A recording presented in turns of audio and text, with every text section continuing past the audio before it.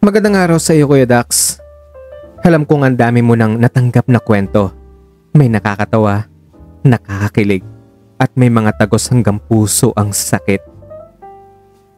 Pero ngayong umuulan at malamig ang panahon, pakiramdam ko ito na yung tamang oras para ikwento ko tong karanasan ko.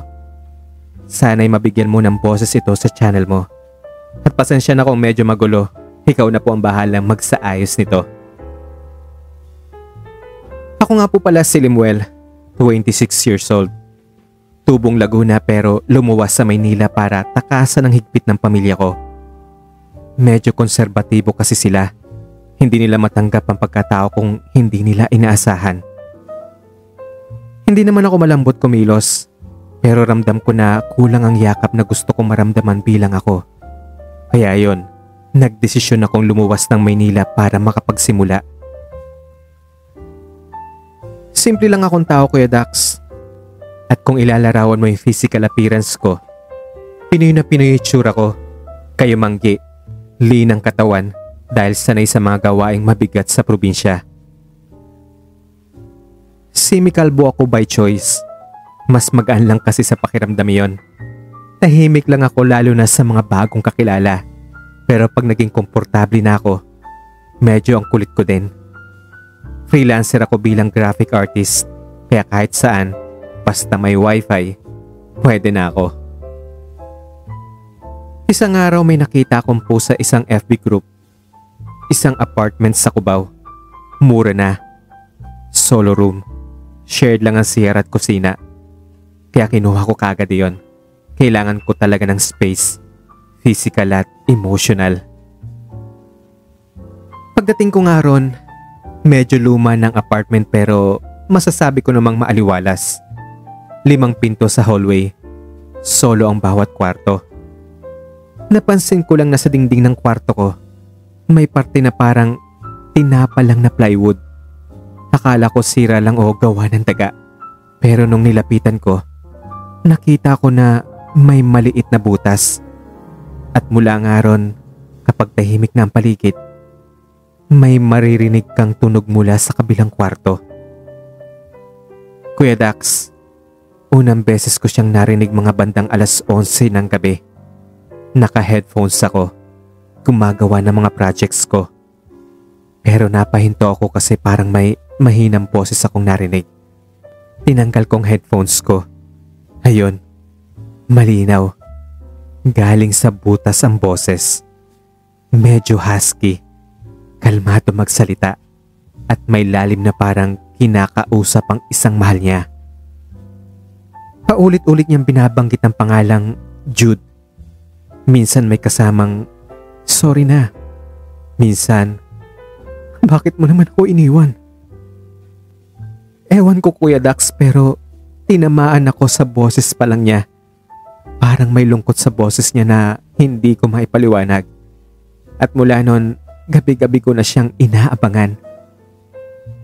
Ayokong isipin na marupok ako. Pilit kong iniiwasan ang curiosity.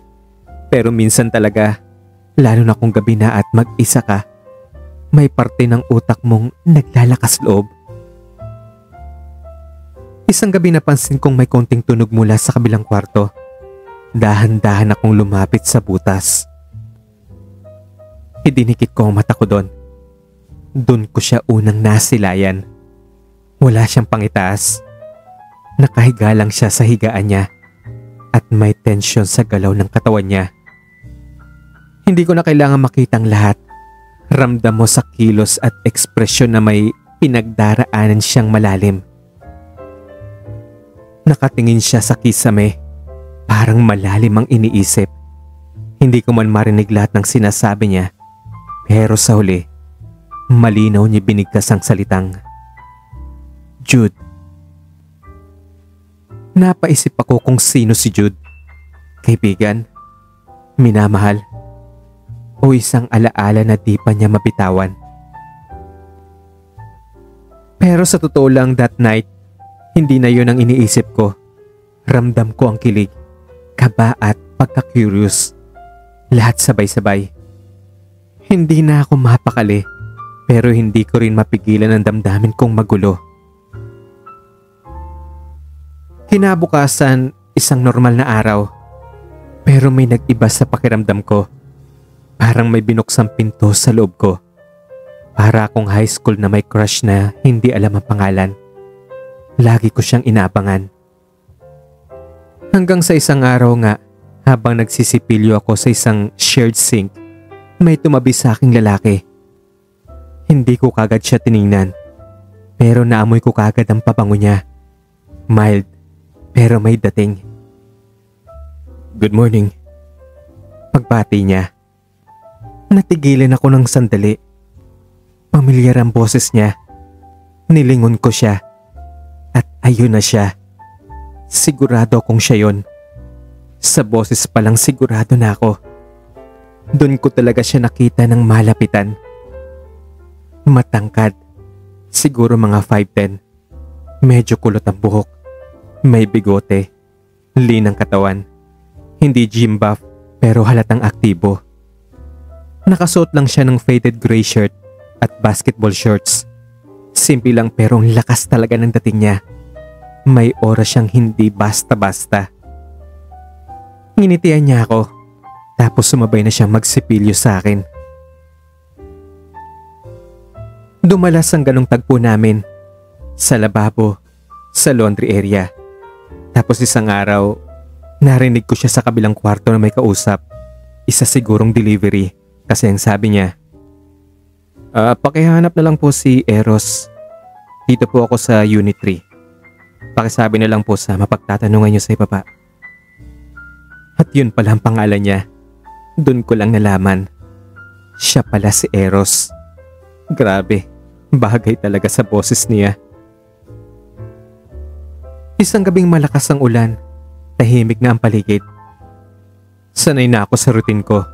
Pagkatapos ng mga ginagawa ko ay tutulog na lang. Pero ngayong gabi, may ilaw sa kwarto niya. Parang lampara. Dumikit ako sa butas. At sa hindi ko inaasahan, mata niya ang bumungad. Direktang nakatingin sa butas. Napatras ako sa gulat. Nataranta. Pero sa loob-loob ko, may boses na nagsabing, alam niya at matagal na siyang may idea. Lumapit uli ako ng dahan-dahan sa butas. Sa pagbalik ko ng tingin, nakita ko siya. Nakatayo sa gilid ng kama. Nakatingin lang. Nakasuot siya ng boxer shorts at walang pang itaas. Tumitig siya sa dingding. Pagkatapos ay humiga na. Tinakpan ang mga mata gamit ng isang braso at ang isang kamay ay nakapatong sa tiyan. Ilang araw ang lumipas. Isang hapon pag uwi ko galing grocery, may papel sa ilalim ng pinto ko. Akala ko resibo lang o flyers, pero sulat kami ito. Gupit mula sa yellow pad. Nakasulat lang ang, "Next time, sumilip ka ulit. Nandito lang ako." Walang nakalagay na pangalan doon. Pero alam ko, si Eros yun. Sino pa ba? Hindi ko alam kung matatakot ba ako o kikiligin. Pero alam kong nagbago ng ihip ng hangin sa apartment na yon. Isang gabi bandang 10:00, kumatok siya. At ang tanging sinabi niya lang na dahilan, "Hindi ako makatulog. Pwede bang makipagkwentuhan lang sa'yo?" Sabi niya. Tapos dumiretsyong pumasok sa loob ng unit ko at naupo sa tabi ng kama ko. Doon siya nagkwento ng tungkol sa buhay niya, Kuya Dax, at hindi ko na po yun isi-share dito. Basta ang nalaman ko lang sa kanya, may matindi siyang pinagdaanan tungkol sa past relationship niya. Past 12 midnight na nun, nang bigla niyang sinabi ang nagpa-freeze sa akin ng sandali. Napansin ko yung butas. Sabay ngiti ng nakakaloko. Alam mo bang minsan sinasadya ako mag-ingay para marinig mo? At tanging tawa na lang ang naisagot ko sa kanya. Kasi sa totoo lang, hindi ko na talaga alam ang isasagot ko. Hiyang-hiya na ako. Hindi na namin itinuloy ang usapan tungkol doon.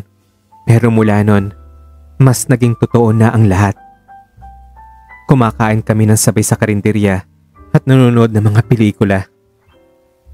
Isang gabi habang pinapanood namin yung pelikula ni Angelica Panganiban at ni J.M.D. Guzman na ang title ay The Thing Called Tadhana, sumandal siya sa akin at ang sabi niya, "Alam mo, nakaka-relate ako sa kwento na yan. Minsan talaga nakakapagod na maghabol sa mga taong hindi tayo pinili." At ang tanging naisagot ko lang sa kanya ay, "Alam ko yung pakiramdam na yan. Ilang beses ko na rin naranasan yan. Pero ngayon, nandito na ako. Ako ang pipili sa'yo, huwag kang mag-alala." Sa ngayon, Kuya Dax, magkasama na kami sa isang kwarto. Pinatapalan namin ng plywood yung butas sa dingding. But this time, pinatibayan na talaga namin. Hindi para burahin ang nakaraan. Souvenir na siya. Sinulatan namin ang petsa kung kailan kami una nagkatinginan. Ang apartment na to di nalang basta tirahan. Tahanan na siya sa amin. Si Eros, mas masaya na siya sa trabaho. Ako naman ay ganadong tapusin lahat ng mga assignments ko as a freelancer. At sa bawat araw na lumilipas, lalo kong pinapatunayan sa kanya na hindi na siya kailangang maghintay pa sa maling tao. Kasi ako, palaging siya ang pipiliin ko. Kuya Dax, medyo nakakatawa tong sasabihin ko pero alam ko namang magigets ito ng mga makakarinig ng kwento kong ito. Kahit gaano kalit ang butas, kapag para sa'yo, makikita mo pa rin ang tamang tao. At kung hindi mo man makita sa maliit na butas, ang gawin mo'y palakihin mo para mas makita mo ng buo. Yun lamang po at maraming salamat. Ako si Limuel at ito ang true confession ko. Maraming salamat sa napakagandang kwento mo, Limuel. Medyo nakakatawa lang yung last part na about sa butas. Pero maganda yung ibig sabihin nun na nagets ko naman yung ibig mo sabihin. So parang mata lang yan, kung malit na mata mo, di palakihin mo. Kung malit yung butas na mata mo, di palakihin mo. So ibig sabihin, pag chinito ka, idilat mo ng malaki yung mata mo. Ganun lang. Ewan ko kung may sense yung sinabi ko. At kung nagustuhan niyo po ang kwento katulad ko, paki-like na rin po. At kung hindi pa po kayo nakasubscribe ay please consider subscribing po sa channel ko at i-hit nyo na po yung notification bell para kayong unang makareceive ng notification pag nag-upload po ako ng kwento. At paki-add na rin po ako at paki-follow na rin po ako sa Facebook page ko at sa Facebook account ko. Nandyan po yung detalye sa screen. At kung gusto nyo rin po mag-share ng inyong kwento, nandyan rin po yung email address ko. Yun lamang po at once again, maraming salamat at ako si Kuya Dax. Hanggang sa susunod na kwento natin. Bye-bye!